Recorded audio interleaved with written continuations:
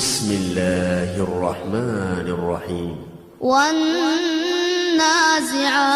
غرقا والناشطات نشطا والسابحات سبحا فالسابقات سبقا فالمدبرات أمرا يوم ترجف الراجفة تتبعها الرادفة قلوب يومئذ واجفة أبصارها خاشعة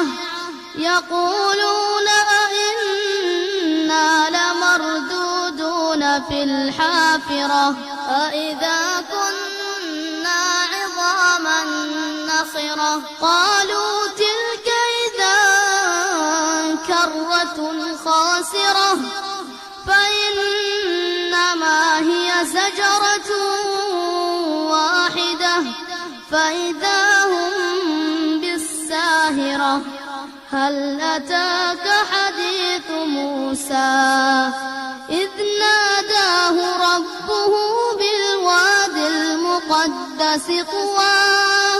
اذهب إلى فرعون إنه طغى فقل هل لك إلى أن تزكى وأهديك إلى ربك فتخشى فأراه الآية الكبرى فكذب وعصى ثم أدبر يسعى فحشر فنادى فقال أنا ربكم الأعلى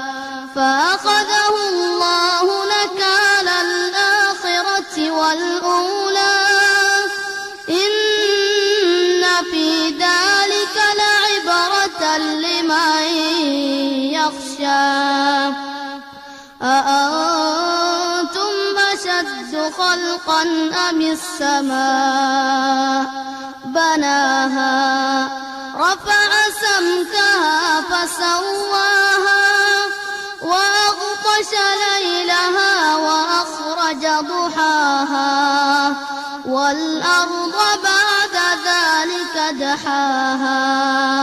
أخرج منها ماءها ومرعاها والجبال أرساها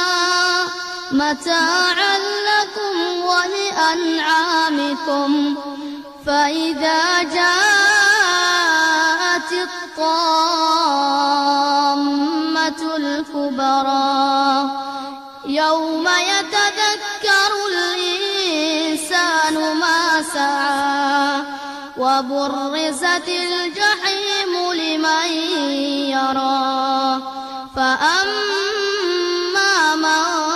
طغى وآثر الحياة الدنيا فإن الجحيم هي المأوى وأما من خاف مقام ربه ونهى النفس عن الهوى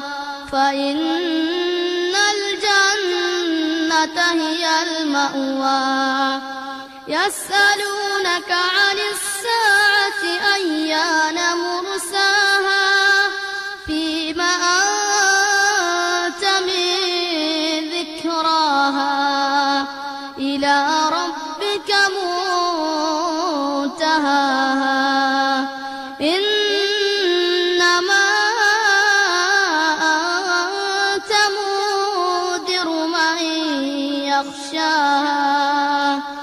كأنهم يوم يرونها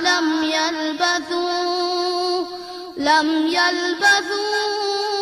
إلا عشية أو ضحاها بسم الله الرحمن الرحيم. عبس وتولى أن جاءه الأعمى وما يدريك لعله يزكى يزكى أو يذكر فتنفعه الذكرى أما من استغنى فأنت له تصدى وما عليك ألا يزكى وأما من جاءك يسعى وهو يخشى فأنت عنه تلهى كلا إنها تذكرة فمن شاء ذكره في صحف مكرمة مرفوعة مطهرة بأيدي سفرة كرام بررة قتل الإنسان ما أكفره من أي شيء خلقه من نطفة خلقه فقدره ثم السبيل يسره ثم أماته فأقبره ثم إذا شاء أنشره